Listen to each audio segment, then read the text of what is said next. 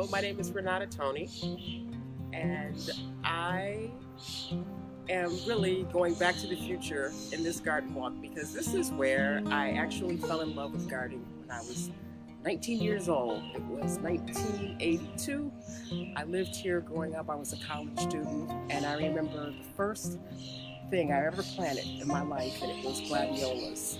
And I planted them in my driveway, bordering the house next door, and they were actually spectacular. And I remember my mom coming home every day and saying, Renata, these flowers are absolutely gorgeous. She said, but I'm sorry, every night I come home, I feel like I'm coming home to a funeral. And they would so funny. She would go up the driveway and they would run up against her car and whatever. And she said, next year, can you kind of like diversify it a little bit? And ever since then, I've been gardening ever since. Because now I live back at the same house that I lived in college. I moved back here 5 years ago. I left here after college, went on, lived in North Buffalo for like 25 years and decided to come back and reclaim and reimagine a house that I had lived in many, many years ago.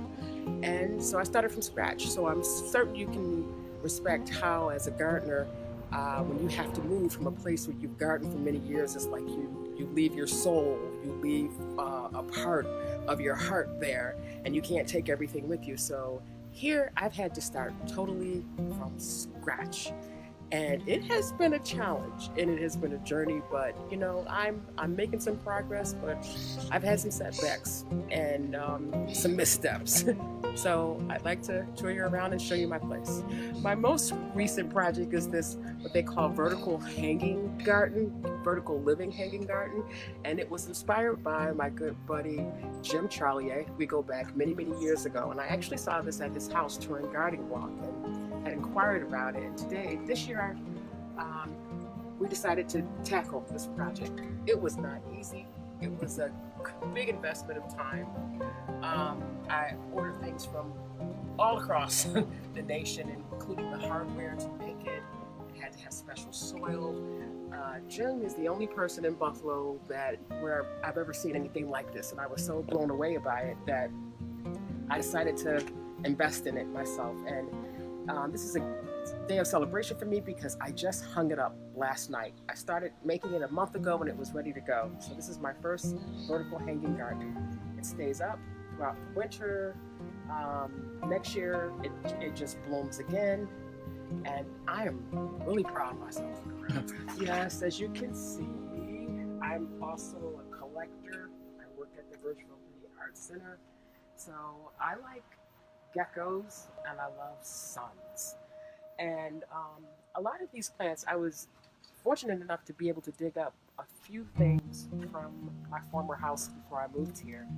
So some of my children came with me, but I must say a lot of what you're seeing came from a lot of friends, very generous friends, a lot of docents at the Virtual Arts Center who I shared, that I was moving, and they would come and bring me stuff or invite me over to their homes to dig up. So every plant here, I always associate it with the name of the person who gave it to me. So, I have lots of friends back here. This is the first time ever that I have ever grown vegetables. In the past, I've always did flowers.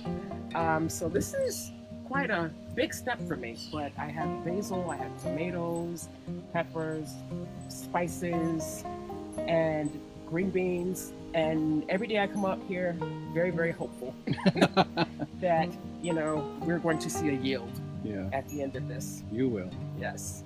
Well, what's interesting about this area is that at one point in my yard, the Skidrakita Creek used to run behind it, and it ran all the way up into Chickawaga. So if you look around, it's heavily, heavily wooded, and you see a lot of creek trees. Many people, when they come back here, they are so shocked to see how wooded it is. And I think it's really, if you were to do an aerial view of this area, it is like the only area probably in the city of Buffalo that is this heavily wooded. And so because of it, I heard that the city at one point was going to actually build another street, but because of the water table, they decided not to. And they parceled off the land and sold it to the homeowners. So This is why we have this wonderful, wonderful environment. It's like our best kept secret. All of the homeowners on the street, we love it, absolutely love it. And you get to see a lot of different wildlife. But with that said, and it being a creek that's probably, I'd say 2 or 3 feet down, during winter times, after the snow melts, we collect a lot of water. And a lot of the homeowners back here have either filled in their backyards with more soil to help rid the collection of water that we do get.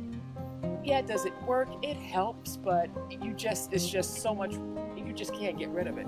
So as a gardener, I've had a lot of hiccups in trying to understand that. I didn't want to accept that. So there are a lot of perennials I can't grow back here because they drown and they don't come back. So I've had some missteps, but I'm learning more. I'm learning more about plants that are more tolerable.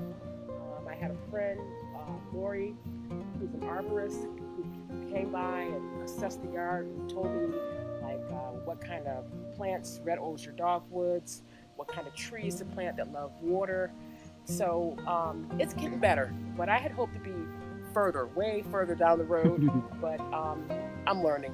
Yes, many years ago when I lived here, my next door neighbor had a pear tree directly behind her house, and it ended up dying. So when I took over the property here, I went back here and I discovered this tree, and it looks like it had reseeded, and I'm like, wow, that's her tree, and I'm gonna nurture it. So this was the first year that it actually bloomed, and it's bearing fruit. So I'm so excited. And every time my girlfriend comes over, who formerly owned the house, when she comes over, she's so excited to see it.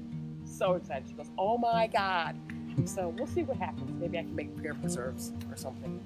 I work at the Birchville Penny Art Center. We know Charles E. Birchville was a naturalist, and he painted not too far in West Seneca, which is east of Buffalo. And I also just wanted to send a shout out to all of the cultural organizations in terms of what we've all gone through over these past few months. And we're gradually reopening. Some have fully reopened. Some are still advancing, moving in that direction. But I just hope we all bounce back, because we've been through quite a bit. So I put that up there just for all the people, and all the cultural organizations that said, we're going to make it. So that was it. Well, thank you very much, Renata, for sharing your garden with us. And Renata this was going to be her first year on the East Side Garden Walk. Yes, it was. It was going to be my first year, but next year, and it'll even be better next year. Like I told you, I've learned from some mistakes, and we'll see what happens next year. Yeah.